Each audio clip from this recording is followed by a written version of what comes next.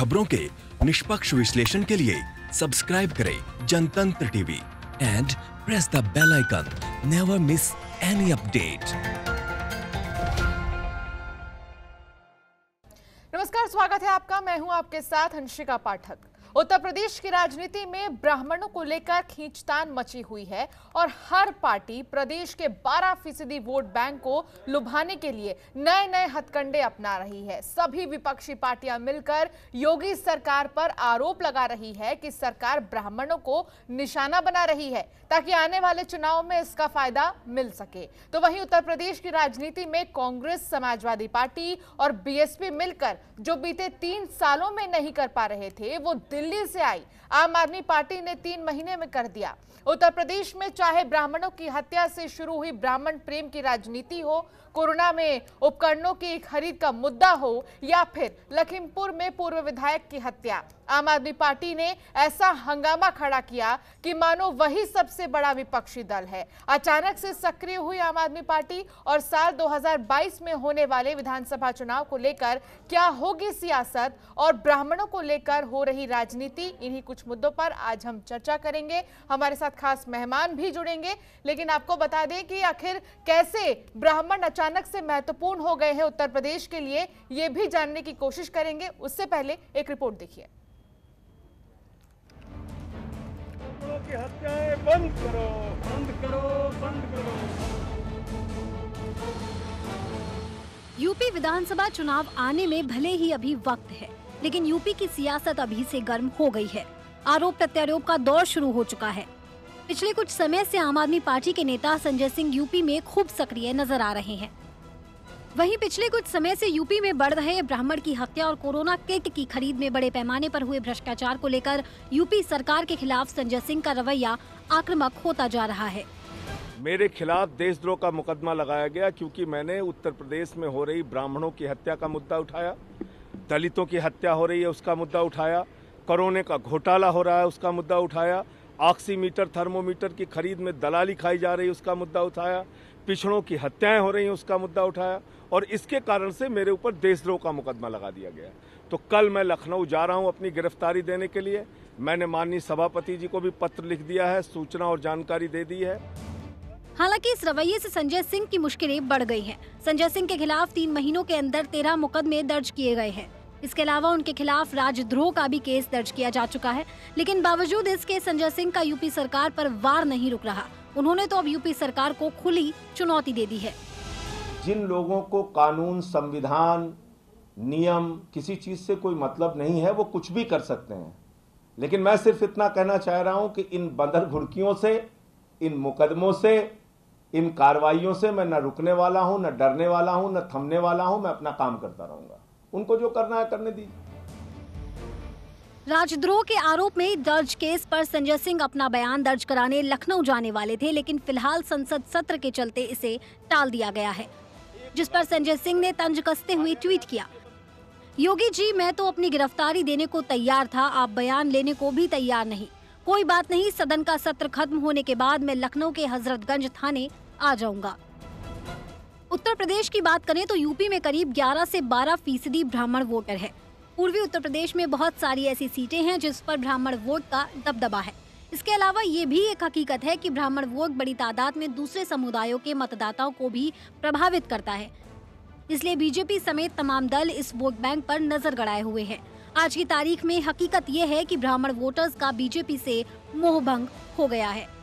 और जो आरोप आज वो लगा रहे हैं, समाजवादी पार्टी समेत अन्य विपक्षी दलों ने भी ये बात कही है और आम आदमी पार्टी बिल्कुल ठीक बात कह रही है कि उत्तर प्रदेश के अंदर आज जो दलितों पर अत्याचार हो रहे हैं, जो ब्राह्मणों पे अत्याचार हो रहे हैं, जो अल्पसंख्यकों पे अत्याचार हो रहे हैं, ये अब बर्दाश्त के काबिल नहीं। उत्तर प्रदेश सरकार पर ब्राह्मणों के खिलाफ विपक्ष लगातार अत्याचार का आरोप लगा रहा है।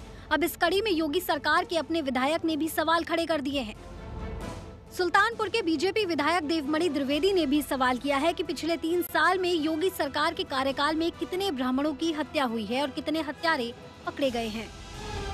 जैसे जैसे आम आदमी पार्टी के नेता संजय सिंह की सक्रियता यूपी में बढ़ती जा रही है, वहीं विपक्ष के खेमे में तनाव बढ़ रहा है। अब देखना ये होगा कि ब्राह्मणों को लेकर चल रही सियासत से यूपी की सियासत में क्या नया मोड़ आता है। ब्यूरो रिपोर्ट, जनतंत्र टीवी।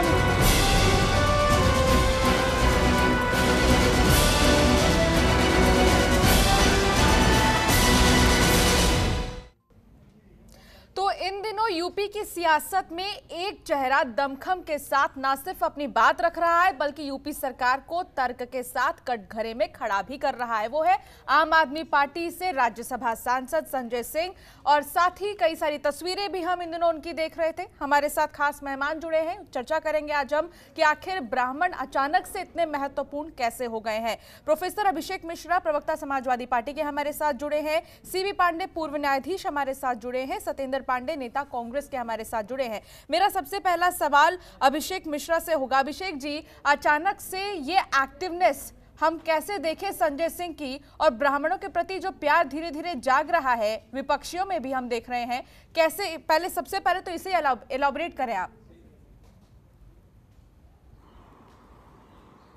अंशिका जी, आज पूरे उत्तर प्रदेश में एक पर्टिकुलर कम्युनिटी ब्राह्मण्स की अपने आप को एलियनेटेड महसूस कर रही है, आइसोलेटेड महसूस कर रही है, टारगेटेड महसूस कर रही है और विक्टिमाइज महसूस कर रही है। ऐसा हो रहा है, इसका मुद्दा हम लोगों ने लगातार उठा रहे हैं। आपने देखा होगा जिस तरीके से जब मैंने ये घोषणा की थी कि हम भगवान परशुराम की 108 फीट की मूर्ति लगाने जा रहे हैं जो कि दुनिया के विश्व की सबसे बड़ी होगी, तब भी बहुत बड़ा रिएक्शन आया था। चाहे सारी पार्टियों की तरफ से आया था, मैं किसी पार्टी का नाम नहीं लूंगा, सब पार्टियों ने उसका विरोध किया, सब पार्टियों ने उस पर अपनी अपनी अलग अलग तरीके से राय रखी। आज अगर किसी को यह महसूस हो रहा है तो उसका कोई कारण होगा। सरकार को रादर देन ये कह देने के कि ये लोग गलत बात कर रहे हैं, सरकार को सोचना चाहिए कि आखिर आज ब्राह्मण क्यों नाराज हो रहा है भारतीय जनता पार्टी से। भारतीय जनता पार्टी की सरकार में ब्राह्मण क्यों आइसोलेटेड महसूस कर रहा है, क्यों टारगेटेड महसूस कर रहा है, क्यों उसको लग रहा है कि सारे उसके खिलाफ सबसे ज्यादा मर्डर्स हो रहे हैं, सबसे ज्यादा मुकदमे लिखे जा रहे हैं, सबसे ज्यादा एनकाउंटर्स हो रहे हैं, सबसे ज्यादा डिकॉइटीज हो रही हैं, सबसे ज्यादा रेप्स हो रहे हैं और कोई सुनवाई नहीं है। यह परसेप्शन किसी भी सरकार के खिलाफ तब बनता है जब थाने पे सुनवाई नहीं होती, जब लेखपाल सुनवाई नहीं करता, जब तहसील में बदतमीजी होती, जब एसडीएम बात नहीं सुनता, और जब उसको किसी एक वर्ग विशेष के, जैसे आज माननीय योगी जी की सरकार में जब सिर्फ एक वर्ग विशेष के लोग, चाहे थाना हो, चाहे तहसील हो, चाहे सीए हो, चाहे एसएसपी हो, चाहे डिस्ट्रिक्ट मैजिस्ट्रेट हो, चाहे आईजी हो, चाहे डीआईजी हो, सब लोग एक ही कैटेगरी के लोग दिखाई पड़ेंगे आपको। तो जब ऐसे परसेप्शन जाते हैं तो लोगों को ऐसा महसूस होता है, और फॉर वैलिड रीजंस, कि ये टारगेट किया जा रहा है हमको। जब सरकार में एक एसओ किसी एक जिले में जनेऊ निकाल करके ब्राह्मणों का जूते से रौंदेगा और रात भर मारेगा लोगों को, एक परिवार के 9 लोगों को, और ये इस नाम पे मारेगा कि तुम ब्राह्मण हो इसलिए मार रहा हूं, तो लोगों को महसूस होगा। कल आपने देखा किस तरह मेरी अपनी विधानसभा में लखनऊ उत्तर में कल रात में एक आशुतोष त्रिवेदी जी जो उसके दवाओं के विक्रेता थे, दवाओं की दुकान पे थे, उसमें गोली मार दी गई। जयसिंह नाम का एक व्यक्ति था, उसने गोली मारी और उसके बाद वहां से आराम से निकल गया। उसमें भी लोगों ने ये इल्जाम लगाया कि सत्ताधारियों का वो था, सपोर्ट था, इसलिए वो भाग गया, और वो लड़का आशुतोष त्रिवेदी था। तो जब ऐसी भावना आती है और पुलिस कार्रवाई नहीं करती, शासन प्रशासन रिएक्ट नहीं करता, कोई उसके घर नहीं जाता, उसकी सुध-बुध नहीं लेता। मैं तो रात में 2 बजे तक उसके घर था, मैं बैठा वहां पे, उसके घर पे पुलिस की सिक्योरिटी तक नहीं लगी थी। मैं बैठा, मैंने फोन किया, मैंने कहा जब तक सिक्योरिटी नहीं आएगी इसके घर की, वो लोग डरे हुए थे कि हमें भी गोली ना मारते। मैं यहां बैठा हूं, पूरी टीम लेके वहां बैठा रात में 2 बजे पुलिस आई, तब हम लोग वहां से निकले। तो इन स्थितियों में निश्चित रूप से लोगों को लग रहा है कि एक कम्युनिटी को टारगेट किया जा रहा है। सरकार को इसकी सुध लेनी चाहिए और इस परसेप्शन को दूर करने के लिए, ठीक करने के लिए काम करने चाहिए, जो कि आज की तारीख में योगी आदित्यनाथ जी की सरकार नहीं कर रही है। तो आपका ये क्या मानना है, जो संजय सिंह लगातार आवाज उठा रहे हैं कि लगातार जो ब्राह्मण के साथ हत्या की जा रही है वो गलत है और ये मुद्दा उठाना क्या देशद्रोह है, तो क्या आप उनके साथ हैं? देखिए, मुद्दा हम लोग लगातार उठा रहे हैं। सभी लोग, जिस आदमी में कहीं न कहीं दिल होगा, जो सत्य और असत्य का अंतर करेगा, जो न्याय और अन्याय की आवाज उठाएगा, जो सही और गलत का अंतर करेगा, वो निश्चित रूप से खड़ा होगा किसी भी सिस्टम में, किसी भी सरकार में, उस पक्ष के साथ जिसको दबाया जा रहा है, जिसको कुचला जा रहा है, जिसके खिलाफ कार्रवाई की जा रही है, जिसके खिलाफ साजिश की जा रही है, जिसको सपोर्ट नहीं किया जा रहा है, जिसके खिलाफ अन्याय हो रहा है, जिसके बच्चियों के साथ वो बदतमीजी की जा रही है, उसमें हम लोग पूरी ताकत से उनके साथ खड़े हैं। पूरी समाजवादी पार्टी खड़ी है, राष्ट्रीय अध्यक्ष जी खड़े हैं, और हम लोग, जैसे कल मैं आप उदाहरण दूं, निर्वेंद्र मिश्र जी जिनकी हत्या हुई, जो 3 बार के पूर्व विधायक थे, मैंने उनके यहाँ जाने की कोशिश की, पुलिस ने डिटेन किया। उसके बाद मैंने औरैया जाने की कोशिश की, पुलिस ने डिटेन किया। उसके बाद हम लोग महोबा गए जहां इंद्रकांत त्रिपाठी जी, अगर एक आईपीएस अफसर के खिलाफ इल्जाम लगेगा कि आईपीएस अफसर पैसे के लालच में गोली मरवा रहा है और उसको अरेस्ट नहीं हो रही है, आप महोबा में भी वही हुआ, आपने देखा इसी यही सीधे सीधे कानून व्यवस्था पर सवाल उठाया जा रहा है। अभिषेक जी, हमारे साथ सत्येंद्र पांडे जी भी जुड़े हैं, कांग्रेस नेता हैं। जो सत्येंद्र जी बताएं, कानून व्यवस्था को लेकर सीधा सवाल उठाया जा रहा है कि आखिर लगातार हत्याएं हो रही हैं लेकिन बिल्कुल भी गिरफ्तार नहीं किया जा रहा है जो हत्यारे हैं उन्हें। लेकिन ये कोई नई बात तो नहीं है, काफी समय से ब्राह्मणों की हत्या का मामला सामने आ रहा है, लेकिन चुनाव से पहले ही क्यों इसे उठाया जाता है? देखिए, कोई चुनाव का मुद्दा ये नहीं है। इस समय उत्तर प्रदेश के अंदर योगी जी की सरकार में जंगल राज हो गया है, कानून व्यवस्था की कोई चीज बची नहीं है।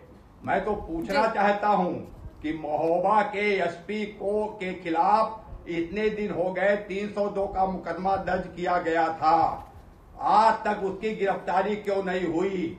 इसका साफ साफ मतलब है कि उत्तर प्रदेश की सरकार उस आईपीएस अफसर से मिली हुई है और वो चाहती है कि अभी कम से कम 200-250-300 ब्राह्मणों की हत्याएं हुई हैं और 200-400 हत्याएं और हो जाए। अगर यही रहा तो उत्तर प्रदेश में कानून व्यवस्था की चीज कहां बची है? दूसरी बात, अभी कल रात ही हसनगंज थाने में एक ब्राह्मण की हत्या और कर दी गई। मैं तो उत्तर प्रदेश की सरकार से पूछना चाहता हूं कि इतनी हत्याएं हो रही हैं, उसमें ब्राह्मण की हत्याएं क्यों हो रही हैं, दूसरी कौम की हत्याएं क्यों नहीं हो रही हैं? इसका मतलब क्या है?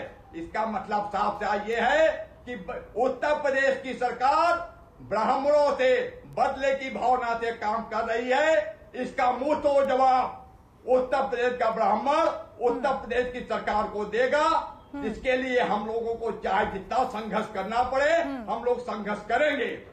ठीक है, लगातार हम चर्चा कर रहे हैं कि आखिर चुनाव से पहले ब्राह्मणों के प्रति ये जो स्नेह है राजनीतिक पार्टियों का जागा है, आखिर इसके पीछे एजेंडा क्या है पार्टियों का? हमारे साथ खास मेहमान जुड़े हुए हैं। अब हम रुक करेंगे सीबी पांडे जी की ओर। सीबी पांडे जी, लगातार आप सुन रहे हैं दोनों ही पार्टियों को कि आखिर उनका क्या कहना है जो ब्राह्मणों की हत्या हो रही है उसको लेकर अब जो इनका स्नेह जागा है। लेकिन सवाल ये है सर कि बीते 2 साल में हमने देखा है कि 500 से ज्यादा ऐसे ब्राह्मण हैं जिनकी हत्या हुई है लेकिन कोई कार्रवाई नहीं की गई है। हाल ही में विकास दुबे भी इतने समय से बाहर चल रहा था। क्या अब उत्तर प्रदेश में जो लगातार क्राइम बढ़ रहा है उसको रोकने के लिए एक नए कानून की जरूरत है?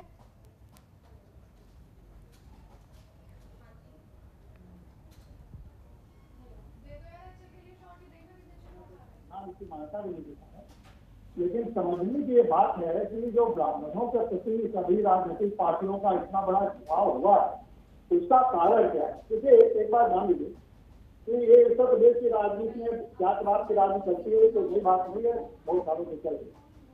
लेकिन जो ब्राह्मणों का ब्राह्मण जात के रूप में अगर उसके आप स्वभाव को सुनेंगे, सभी जातियों का अपना अपना स्वभाव होता है, लेकिन आवाज आ भी नहीं चाहते। तो ब्राह्मण जात, हर जात का अपना अपना स्वभाव होता है, ऐसा नहीं है।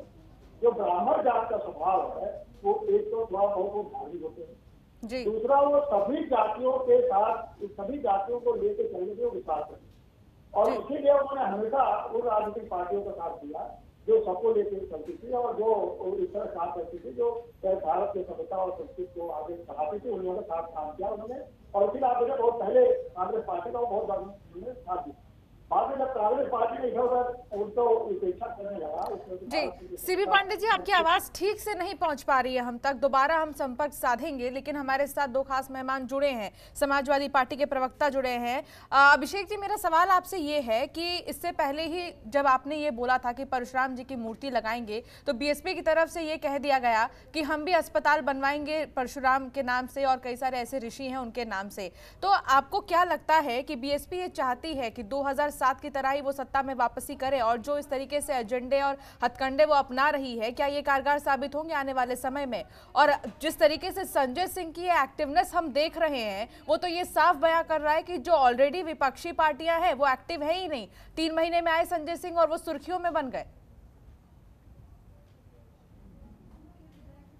अंशिका जी, जो बीएसपी ने कहा वो अपने आप में एक, हमको इस नजर से देखना होगा कि पिछली बार हम लोग ऐसा कहते हैं कि मायावती जी भाई बड़ी लीडर है उत्तर प्रदेश की, तो सच है 4 बार मुख्यमंत्री रही, 3 बार भारतीय जनता पार्टी के साथ मिलकर उन्होंने सरकार बनाई, और जो चौथी बार सरकार बनी तो लोग ऐसा कहते हैं, मीडिया ऐसा कहते हैं कि वो ब्राह्मणों ने सरकार बनाई।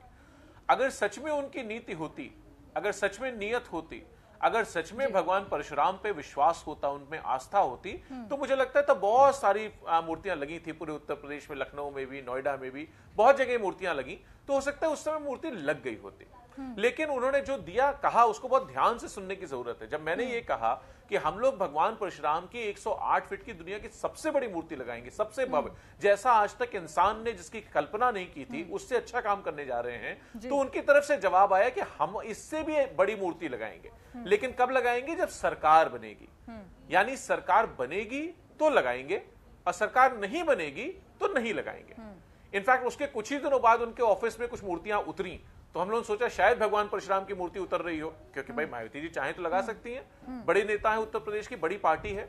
लेकिन जब देखा तो पता चला सच्चाई में कि वो एक्चुअली उनकी खुद की मूर्तियां उतर रही थी, भगवान परशुराम की नहीं उतर रही थी। हमने जो कहा है, हमने ये कहा है हम आज काम कर रहे हैं, हम लगाएंगे। मैंने ये भी कहा है कि उत्तर प्रदेश में 1000 दिनों के अंदर अंदर उत्तर प्रदेश के हर जिले में भगवान परशुराम का एक मंदिर बनाऊंगा, मैं आपको बना के दिखा दूंगा। इसका सरकार से कोई लेना देना नहीं, इसका राजनीति से कोई लेना देना नहीं, इसका विधायकी से कोई लेना देना नहीं। मैंने ये नहीं कहा कि जब मैं विधायक बनूंगा या मैं मंत्री बनूंगा या मेरे बॉस मुख्यमंत्री बनेंगे उत्तर प्रदेश के तब हम करेंगे ना, हम आज काम कर रहे हैं। ये हमारी आस्था का सवाल है, ये हमारे विश्वास का सवाल है, और राजनीति तो मेरा काम है, ये मेरा वर्क है, ये मेरा प्रोफेशन है। जैसे आप पत्रकारिता करती हैं, मैं राजनीति करता हूं, लेकिन ये मेरा विश्वास है, ये मेरा अंश है। मैं अपने आप को भगवान परशुराम का वंशज मानता हूं और ये काम करने निकला हूं, करके दिखा दूंगा उत्तर प्रदेश को। उत्तर प्रदेश कहेगा कि हाँ, प्रोफेसर अभिषेक मिश्रा ने कहा था, समाजवादी पार्टी का आशीर्वाद से जो कहा था वो करके दिखाया उन्होंने। बिल्कुल, तो ये आपका पक्ष है। अब हम लगातार बातचीत कर रहे हैं। सीबी पांडे जी, क्या आप तक हमारी आवाज आ रही है?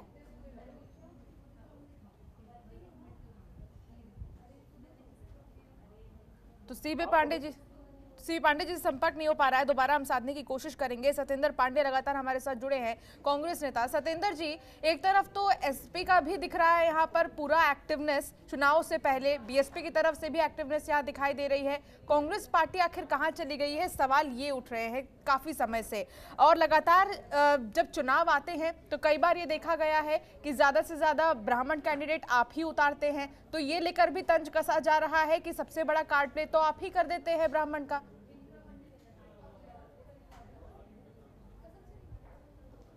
देखिए, ये कहना आपका, इस बात से मैं आपके सहमत नहीं हूं। जो और पार्टियां कर रही हैं, चाहे वो सपा कर रही हो, चाहे बीएसपी कर रही हो, मैं तो आपसे पूछना चाहता हूं कि बीएसपी क्या कर रही है? कोई काम नहीं कर रही है।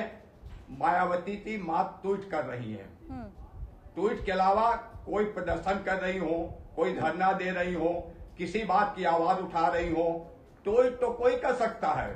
घर पे बैठ के मैं भी कर सकता हूँ, एक गांव का किसान भी कर सकता है।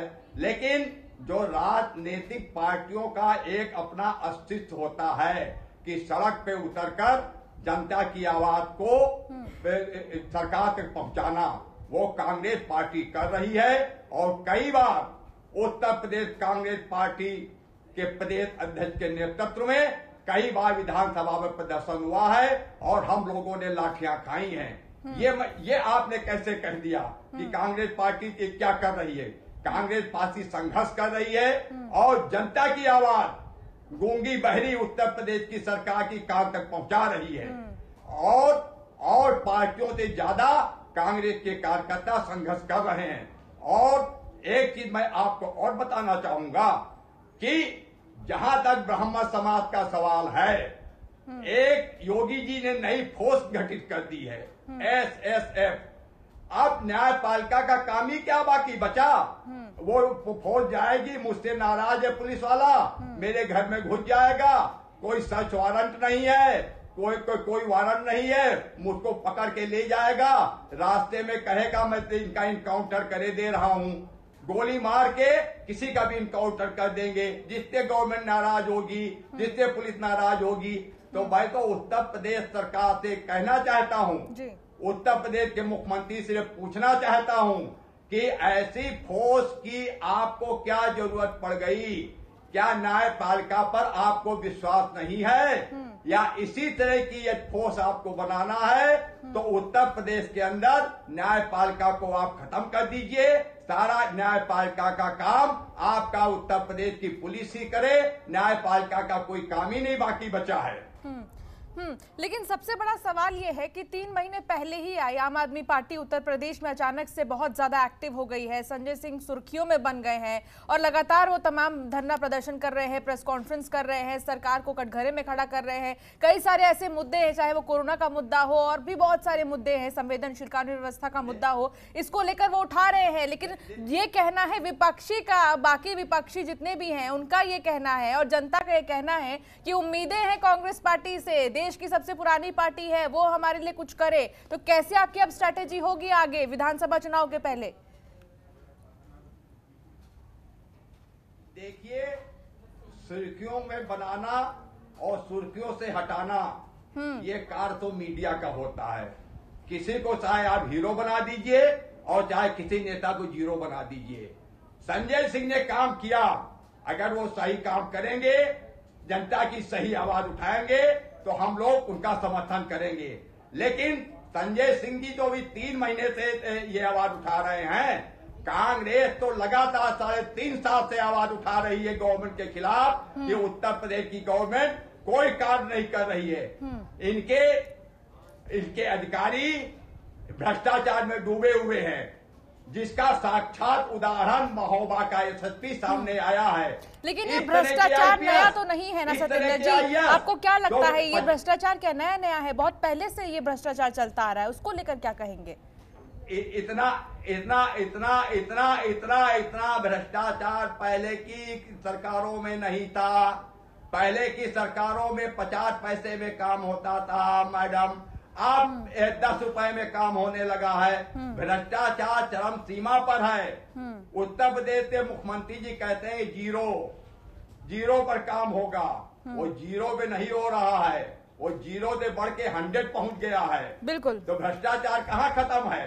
और हमको कहने की जरूरत नहीं है। बिल्कुल, बहुत महत्वपूर्ण बात आप कह रहे हैं कि जो जीरो टॉलरेंस की नीति पर सरकार काम करना चाह रही थी, लेकिन वो अब कहीं नहीं दिखाई दे रहा है। लगातार उत्तर प्रदेश में विधानसभा चुनाव से पहले ही जो हलचल मची हुई है राजनीतिक पार्टियों की तरफ से, उसको लेकर कयास लगाया जा रहा है कि क्या ब्राह्मण वोटरों को साधने के लिए पार्टियां कुछ भी कर सकती हैं। हाल ही में संजय सिंह जिस तरीके से आवाज उठा रहे हैं ब्राह्मणों की हत्याओं को लेकर, उसको लेकर तमाम पार्टियों का क्या कुछ कहना है, उनका क्या विचार है इस मुद्दे को लेकर, हम चर्चा कर रहे हैं। हमारे साथ खास मेहमान जुड़े हुए हैं, प्रोफेसर अभिषेक मिश्रा जुड़े हैं, प्रवक्ता समाजवादी पार्टी के सीबी पांडे पूर्व न्यायाधीश जुड़े हुए हैं और सतेंद्र पांडे नेता कांग्रेस के जुड़े हैं। सीबी पांडे जी, अब मैं आपके पास आना चाहूंगी। जैसा कि आप सुन रहे हैं, लगातार ब्राह्मणों की हत्या को लेकर तमाम सवाल खड़े हो रहे हैं, लेकिन सबसे बड़ी बात यह है कि हम कानून को कैसे समझे सर, क्योंकि बहुत सारे ऐसे हत्यारे हैं जो अब भी बाहर घूम रहे हैं। अभी विकास दुबे का हाल ही में जब हमने देखा पूरा जो घटनाक्रम था, उसको लेकर यही सवाल उठ रहा था कि आखिर क्यों ये बदमाश बाहर घूम रहे हैं, आखिर किसके दम पर घूम रहे हैं। तो कानून क्या कहता है इसमें?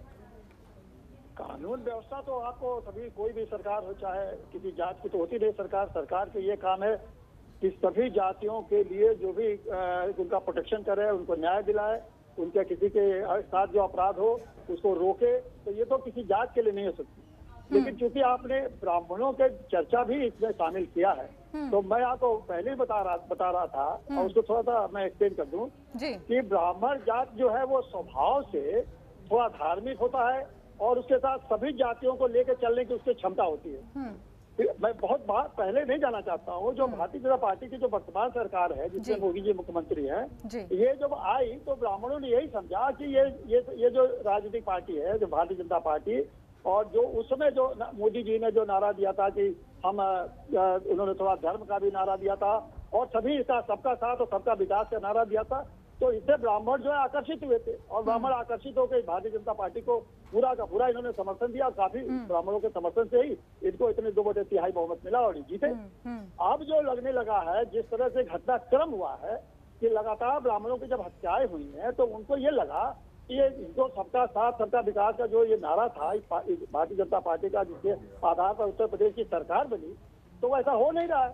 तो उनको जो उनके मन में यह अवधारणा बनी कि ये लगता है कि ये जो भारतीय जनता पार्टी की और खास करके योगी जी के नेतृत्व जो सरकार है वो ब्राह्मण का समर्थक नहीं है बल्कि ये विरोधी है। तो ये जो अवधारणा बनी है तो ब्राह्मण धीरे धीरे अब भारतीय जनता पार्टी से अलग हो रहे हैं। तो जब भारतीय जनता पार्टी से जो ब्राह्मण छोड़ रहे हैं उसी को लेने के लिए अब सभी राजनीतिक पार्टी, चाहे आम आदमी पार्टी हो या समाजवादी पार्टी हो या बहुजन समाज पार्टी हो, सबको उसी पे नजर है कि अगर ये 12% वोट तो इनका हाई है और इतना ही लोगों को प्रभावित करते हैं, मतलब इनको 12% वोट मत समझिए, 12% और 12% जोड़ के 24% इनका एक तरह से वोट है। इतना बड़ा वोट का चंक अगर हम ब्राह्मणों का समर्थन में मिल जाए तो हम सरकार बनाने के बहुत सक्षम नजदीक हो सकते हैं।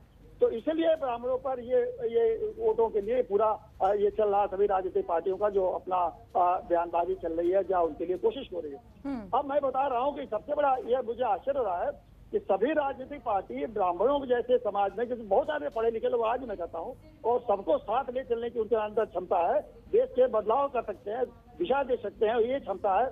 लेकिन उसको सभी पार्टियां ये चाह रही हैं कि उनको परशुराम भगवान का मंदिर बना के उसको उलझाना चाहते हैं। तो मैं नहीं समझता कि क्या इस मंदिर से, परशुराम मंदिर बनने से क्या ब्राह्मण उसमें उनके पीछे चले जाएंगे? ये अगर जितनी पार्टियां हो रही है, मैं किसी पार्टी का नाम नहीं ले रहा हूँ, तो मंदिरों पर मत उलझाएं।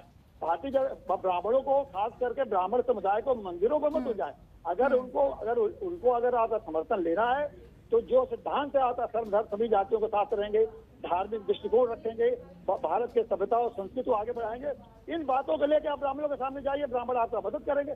और ब्राह्मण तो चाहता ही है कि देश का ऐसा विकास हो जिसमें कि सारे लोग एक साथ हो और साथ साथ भारत की अपनी जो सभ्यता संस्कृति उसका विकास हो। केवल ब्राह्मण को एक जात के रूप में अगर आपने केवल वोट लेने के लिए कोशिश की तो कोई जरूरी नहीं है कि आपको उसका वोट मिल जाए। एक बार मायावती ने कोशिश की थी और सतीश मिश्रा ने ब्राह्मण सभा करके हर गांव में जिले में जाके ब्राह्मण समाज का जब किया और उसके बाद उन्होंने देखा कि ये तो इन्होंने बिल्कुल छलावट किया, तो बिल्कुल धोखा दिया ब्राह्मणों के साथ। और जो ब्राह्मणों का दृष्टिकोण था उसको तो आगे बढ़ाया नहीं, बस कुछ लोगों को टिकट दिला दिया, एमएलए का, तो उसको एमपी बना दिया और समझ गए कि हमने तो ब्राह्मणों के लिए बहुत कर दिया। और किसी भी जिसको भी एमएलए एमपी बनाया उसकी कोई हैसियत नहीं रही पार्टी में। जिनको पार्टी में बनाया उन्होंने सतीश मिश्रा की अपनी खुद की हैसियत के अलावा किसी ब्राह्मण की हैसियत नहीं मिली। और वो भी सतीश मिश्रा जब नेता हो गए तो ब्राह्मणों से मिलना भी उन्होंने अपने को दूर रखा। तो ये राजनीतिक पार्टी है, ये भी हो सकता है यही करे कि परशुराम के नाम पर ब्राह्मणों को वोट तो ले लें लेकिन उनसे मिलना जुलना, उनका इज्जत करना, उनको खास करके ब्राह्मण में, देखिए कहने में मुझे इसमें दोष नहीं है कि ब्राह्मण को बहुत कुछ नहीं चाहिए, उसको थोड़ा स्वाभिमान चाहिए और उसकी बात चाहिए। अगर वो स्वाभिमान देंगे, उनकी बात को मानेंगे, उनको सत्ता में खाली नंबर संख्या गिनने के लिए ब्राह्मण नहीं एमएलए चाहिए, एमपी चाहिए, बल्कि उनकी बात को वजन देंगे, उनकी बात को मानेंगे और उनको जहाँ सुरक्षा की जरूरत है उनको सुरक्षा प्रदान करेंगे। जहाँ दो जातियों में झगड़ा उनको सुलझाएंगे, ऐसा नहीं कि ब्राह्मण की उपेक्षा करके उनको आप करेंगे। या थानों और पुलिस में जाए तो उसको इज्जत मिले, तो इज्जत और सम्मान आप देंगे। मैं नहीं समझता कि ब्राह्मण किसी के खास पार्टी के कोई गुलाम है जो उनके साथ रहेंगे, बल्कि वो सबके साथ मैं समझता हूँ कि जो भी अच्छा काम करेगा उसका साथ देंगे। जी बिल्कुल, आप महत्वपूर्ण जानकारी दर्शकों को भी दे रहे हैं सीबी पांडे जी। लेकिन सत्येंद्र पांडे जी, जैसा कि सीबी पांडे जी कह रहे हैं कि महज क्या एक परशुराम जी का मंदिर बनवा देंगे तो क्या ब्राह्मणों को साथ लेंगे? और बहुत बड़ा सवाल है ये कि क्या एक मंदिर बनवाने के बाद और परशुराम वर्सेस राम मंदिर यहाँ पर देखा जा रहा है, क्या विकास का मुद्दा भूल गई हैं पार्टियां? देखिए, ये बीजेपी की राजनीति रही है। धर्म की राजनीति करके बीजेपी सत्ता में पहुंची, राम मंदिर की राजनीति करके बीजेपी सत्ता में पहुंची। वही राजनीति आज बीजेपी भी करना चाहती है। कांग्रेस धर्म जात की राजनीति नहीं करती है, कांग्रेस विकास की राजनीति करती है। तो मैं तो कहना चाहता हूं कि हर आदमी भगवान राम का सेवक है, हम लोग भी भगवान हनुमान जी के सेवक हैं। भव्य मंदिर बनवाइए, मैं भी उसमें दान करूंगा, लेकिन धर्म के नाम पे इस देश को मत बेचिए, इस देश को खंडित मत करिए, इसमें भाईचारे का संदेश दीजिए। सब लोग मिलकर मंदिर बनावें, मस्जिद बनावें, लेकिन इस देश को बांटने वाला काम मत कीजिए। मंदिर मस्जिद के नाम से देश का बंटवारा मत करिए। बिल्कुल। तो आप कैसे देखते हैं फिर जो लगातार कहा जा रहा है बीएसपी की तरफ से कि हम परशुराम के नाम से कई सारे अस्पताल बनवाएंगे, एसपी की तरफ से ये कहा जा रहा है कि हम परशुराम जी की मूर्ति बनवाएंगे, आप कैसे देख रहे हैं फिर इनके बयान को? देखिए जहां तक बीएसपी की तरफ कहा जा रहा है, सपा की तरफ से कहा जा रहा है, बीएसपी भी 5 साल सरकार में रही, सपा भी 5 साल सरकार में रही, तो क्या उस समय सपा के मुख्यमंत्री जी या बीएसपी के मुख्यमंत्री जी और तमाम मूर्तियां दोनों पार्टियों ने लगवाई, चाहे जनेश्वर मिश्रा जी की हो और चाहे अम्बेडकर जी की हो, मायावती जी लगवाई, क्या उस समय भगवान परशुराम जी याद नहीं आ रहे थे? चाहे सपा हो चाहे बीएसपी हो, उस समय भी कम से कम अम्बेडकर नोएडा से लेके लखनऊ तक हजारों मूर्तियां बीएसपी ने लगवाई है, सबों मूर्तियां अखिलेश यादव जी ने लगवाई है।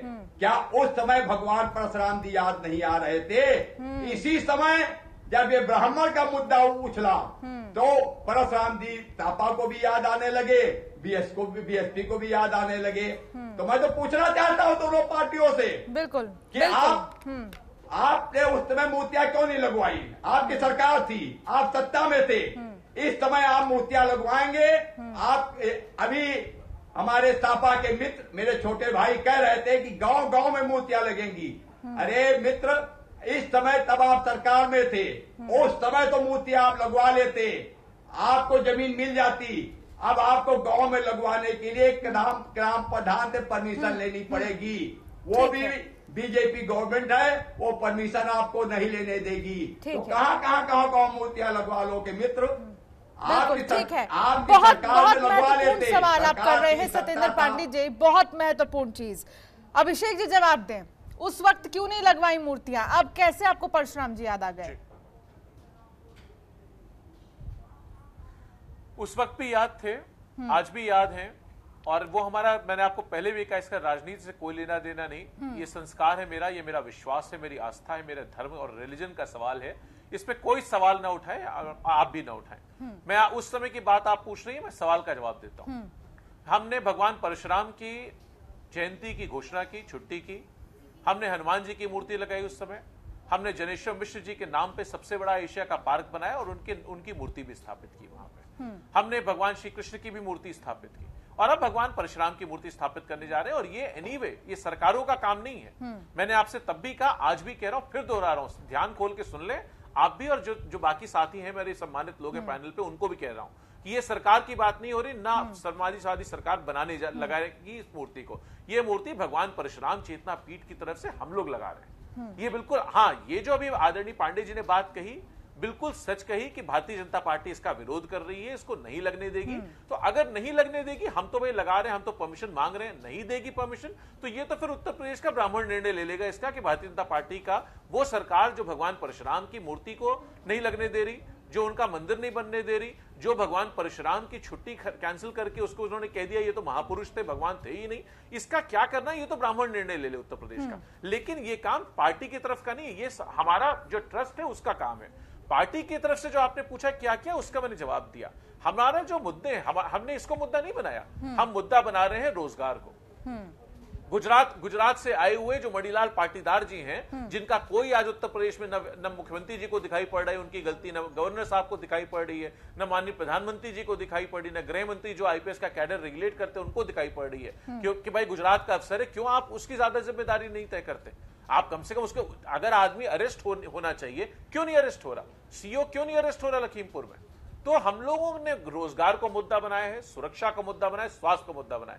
परम आदरणीय सीबी पांडे साहब जो बात कह रहे तो उसका जवाब देना चाहूंगा। निश्चित रूप से उनको विश्वास दिलाता हूं और आपके माध्यम से पूरे उत्तर प्रदेश को विश्वास दिलाता हूं कि समाजवादी पार्टी की सरकार 2022 में बनेगी। अकेले हमारी पार्टी है जो लड़ सकती है, हम ही है जो भारतीय जनता पार्टी को हरा सकते हैं। और उसमें जब बनेगी सरकार तो ब्राह्मण को सुरक्षा भी मिलेगी, सम्मान भी मिलेगा, और ऐसा मिलेगा जैसा कि कभी उन्होंने उसका एहसास नहीं किया होगा। और ये सिर्फ प्रोपेगेंडा भारतीय जनता पार्टी वालों का फैलाया हुआ है। जो धर्म के नाम पे देश को, उत्तर प्रदेश को लड़ाने का काम करते हैं कि यहां किसी को सम्मान नहीं मिलता। और प्रोफेसर अभिषेक मिश्रा जीता जागता उदाहरण इस बात का कि समाजवादी पार्टी में सबको सम्मान मिलता है। हम लोगों को IIM अहमदाबाद की नौकरी छुड़वा करके विधायक बनाया, कैबिनेट मंत्री तक बनाया, आज भी राष्ट्रीय सचिव हूं, प्रवक्ता हूं, आपके बीच बैठा बात रख रहा हूं। समाजवादी पार्टी ने लगातार सम्मान दिया। हमने संस्कृत विद्यालयों को हमने अनुदानित किया, 104 विद्यालयों को, संस्कृत टीचरों की भर्ती की, जो कि आज भारतीय जनता पार्टी निकाल रही है। जी क्यों निकाल रहे हैं? कौन सा अनुदानित क्यों खत्म कर रहे हैं? आपको बढ़ाना चाहिए अगर आप बात करते हैं उसकी। तो आपने भगवान परशुराम की मूर्ति क्यों आपने उसका विरोध कर रहे हैं? आप क्यों आपने परशुराम जी की जयंती को खत्म किया ये बता के महापुरुष हैं,